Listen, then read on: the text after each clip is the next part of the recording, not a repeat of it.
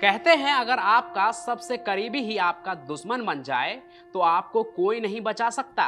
कुछ ऐसी ही कहानी है काव्या की। सिर्फ 16 साल की काव्या जो अपने पापा और भाई की दुश्मन बन गई।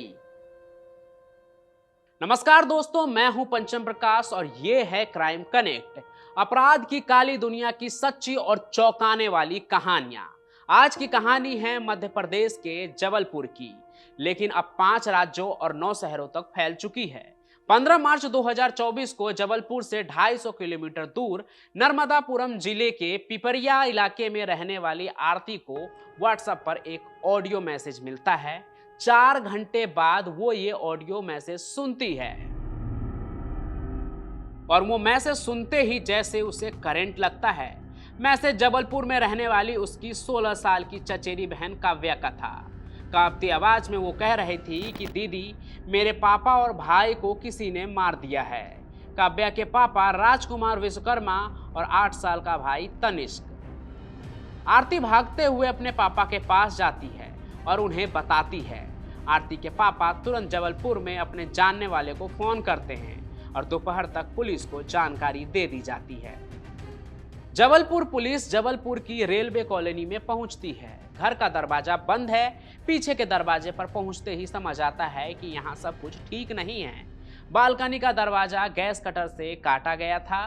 भीतर किचन में पॉलीथीन सीट में लिपटी खून से सनी एक लाश पड़ी थी। ये लाश घर के मालिक राजकुमार विश्वकर्मा की थी, लेकिन घर में उनकी बेटी काव्या और छोटे भाई तनिष्क कहाँ थे? पुलिस की नजर किचन में रखे फ्रिज पर गई। फ्रिज का दरवाजा खोलते ही भीतर पॉलीथीन सीट में लिपटी तनिष्क की लाश थी। घर में रहने वाले 3 लोगों में से 2 की लाश मिल चुकी थी, लेकिन काव्या कहाँ है? क्या कातिल ने काव्या का किडनैप कर लिया या उसकी लाश कहीं और फेंकी गई है? पुलिस ने घर के आसपास लगे सीसीटीवी कैमरे की फुटेज देखी तो हैरान रह गई। काव्या घर से बाहर निकलती दिखी, यानी काव्या जिंदा है। लेकिन घर में पापा और भाई के कत्ल के बाद वो यूं कैसे बाहर गई और कातिल कहां गया?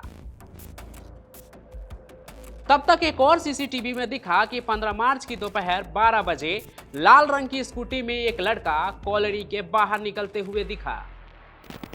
ये लड़का काव्या का पड़ोसी मुकुल था। काव्या और मुकुल दोनों ही गायब थे। पुलिस का शक यकीन में बदल गया। काव्या और मुकुल डबल मर्डर में सस्पेक्ट हो गए। प्यार का ऐसा खूनी अंजाम, लेकिन दोनों गए कहां? पुलिस ने उनकी तलाश के लिए 8 टीमें बनाई और उनके मोबाइल फोन सर्विलेंस पर डाले गए। इसके बाद शुरू हुआ चूहे बिल्ली का खेल। 35 पुलिस वाले, 5 राज्य और 9 शहर। जब भी पुलिस काव्या और मुकुल के मोबाइल फोन की लोकेशन ट्रेस कर वहां पहुंचती, दोनों फरार हो चुके होते। जबलपुर से भागे तो कटनी गए। कटनी तक जाने के लिए दोनों ने 3 बसें भी बदली।